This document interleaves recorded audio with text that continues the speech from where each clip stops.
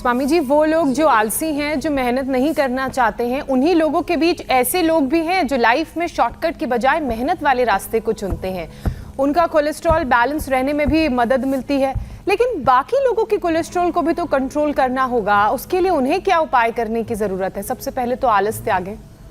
हाँ, ये कोलेस्ट्रॉल बड़ा खतरनाक है तो एक छोटा सा तत्व, लेकिन इससे लोगों को अचानक ब्रेन स्ट्रोक आ रहे हैं, हार्ट अटैक आ रहे हैं। और कोलेस्ट्रॉल बढ़ने से पूरे शरीर में कहीं पर भी जो है ब्रेन नर्वस सिस्टम के डिसऑर्डर के साथ साथ कहीं पर भी शरीर में इन्फ्लेमेशन बढ़ जाता है, नर्व डैमेज हो जाती हैं, ब्लड सर्कुलेशन रुक जाता है और दर्दें शरीर में होने लगती हैं। तो ये जो कोलेस्ट्रॉल है, और अच्छा ही घुटनों को अच्छा करने के लिए वज्रासन में भी ऐसे बैठना चाहिए और मंडूक आसन भी साथ साथ करना चाहिए। मंडूक आसन, योग मुद्रासन। चलिए, अब आपने जो प्रश्न पूछा उसका उत्तर देता हूँ। कोलेस्ट्रॉल घटाने के 10 उपाय। लौकी या पेठे का जूस। ये पेठा बेचारा बहुत देर से हमारी तरफ ही देख रहा है, इसके आगे लौकी भी रखी है। ये लौकी भी बड़ी अलौकिक है। ये लौकी या पेठे का जूस ले ले, इससे कोलेस्ट्रॉल कम हो जाता है। सुबह सुबह लहसुन खाने से कोलेस्ट्रॉल कम हो जाता है। प्याज खाने से तो कोलेस्ट्रॉल भी कम होता है और नींद भी बड़ी अच्छी आती है। और सुबह सुबह गोधन अर्क लेने से भी कोलेस्ट्रॉल कम हो जाता है। नहीं तो हम तो इसके अंदर कोलो गार्लिक और लिपिडोम हम देते हैं, उससे भी कोलेस्ट्रॉल। अर्जुन की छाल दालचीनी से भी कोलेस्ट्रॉल कम हो जाता है। कोई भी वेजिटेबल जूस पी लो, बहुत तरह के हम वेजिटेबल्स रखते हैं, उस जो है चाहे वो आप खीरा, करेला, टमाटर का जूस पीते हैं, कोई भी वेजिटेबल्स का, अलग अलग प्रकार की जो सलाद है, इसका डिटॉक्स जूस आजकल तो पूरी दुनिया में, मैं तो दुबई से लेकर के और अमेरिका, ब्रिटेन, ऑस्ट्रेलिया कहीं पर भी जाता हूँ, आजकल डिटॉक्स जूस के नाम पर वेजिटेबल जूस पिला देते हैं लोग। कोई भी अकेला खीरा का जूस पी लीजिए, खीरा का जूस पीने से ब्लड, अकेला अनार का जूस पी लीजिए, अकेला सेव का, और या अकेला टमाटर का जूस पी लीजिए, और करेला का जूस पीने से तो पूरा पेट एकदम ऐसे शंख प्रक्षालन जैसा हो जाता है। तो एकदम से कोलेस्ट्रॉल भी नॉर्मल, वेट भी नहीं बढ़ेगा, और जो है पेट में भूख ऐसे टनाटन लगती है। जिनको बहुत अच्छा खाने का शौक हो ना, तो पहले सुबह सुबह जिस दिन अच्छी दावत मारनी हो दोपहर को या शाम को, तो सुबह सुबह करेले का जूस पी लो, पेट एकदम बढ़िया साफ हो जाएगा। और फिर जो है जो भी खाओगे लक्कड़ पत्थर हजम हो जाएगा, कोलेस्ट्रॉल भी नहीं बढ़ेगा, वेट भी नहीं। और जो लोग सीढ़ियों का इस्तेमाल करते रहेंगे उनका कोलेस्ट्रॉल तो बिल्कुल नहीं बढ़ेगा। ये सिर्फ सांप सीढ़ी वाले खेल में होता है कि बीमारी वहाँ पर सांप काटता है और ऊपर से एकदम से नीचे जिग से आदमी नीचे आता है, लेकिन यहाँ कोई बीमारी वाला सांप नहीं काटेगा अगर आप सीढ़ियों का इस्तेमाल करते रहेंगे। अच्छा स्वामी जी, देखिए कोलेस्ट्रॉल तो आपने ठीक करवा दिया, लेकिन अभी बीपी लोगों का बढ़ा हुआ है, उसको भी ज़रा कंट्रोल करने की ज़रूरत है।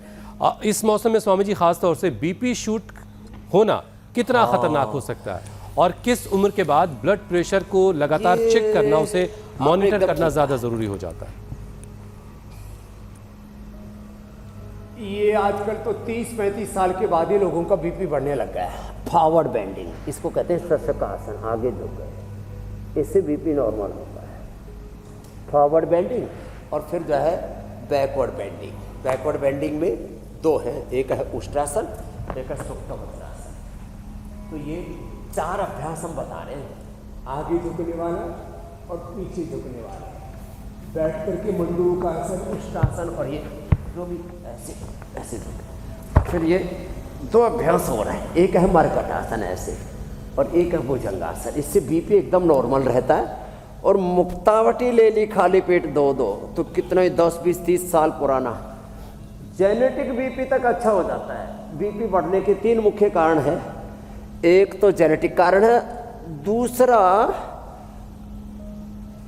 बहुत ज़्यादा वजन बढ़ने से, बहुत ज़्यादा स्ट्रेस बढ़ने से, नींद न आने से, बहुत ज़्यादा चिंता करने से, और तीसरा कारण जो है बीपी का बहुत ज़्यादा जो सिंथेटिक दवाइयाँ खाते हैं, सिंथेटिक न्यूट्रास्यूटिकल्स लेते हैं, उत्तेजक आहार लेते हैं, उससे भी बीपी बढ़ जाता है, पित्त बढ़ने से भी। तो किसी भी कारण से, चाहे जेनेटिक रीजन से बीपी बढ़ाओ, चाहे पित्त के कारण से बीपी बढ़ाओ, चाहे लाइफस्टाइल के इम्बैलेंस से बीपी बढ़ाओ, मुक्तावटी के सेवन से तो कितना ही पुराना 10, 20, 30 साल पुराना भी बीपी ठीक हो जाता है। और ये बिल्कुल सिंपल अभ्यास है, मर्कटासन और ये भुजंगासन, कितना अच्छा है ना। इतना ही करने से बीपी परमानेंट ठीक, लो 100% रिवर्स हो जाएगा बीपी।